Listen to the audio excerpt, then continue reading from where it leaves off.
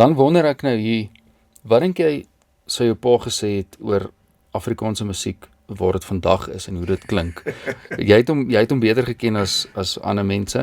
Wat dink jy hoe sou hy gevoel het oor die wêreld vandag in musiek? My pa het destyds al vir my gesê, my seun, die publiek is dom.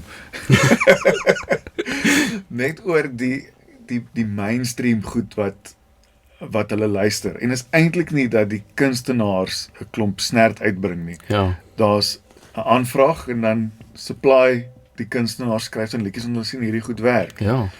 Ek dink my pa sou nog steeds net gesê het, "Jesus, hierdie goed wat hierdie mense vandag luister is maar 'n klomp bog." Ja.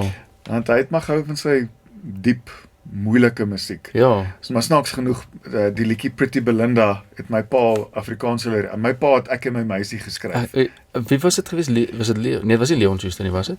Uh, Nee, Ek en my meisie, het jou pa dit geskryf? my pa die lirieke, hy het hom getranslate. O ja. En toe het iemand Verrassend. ek dink dit was, ek kan nou glad nie die naam onthou nie. Wat maak nie saak nie. Ja.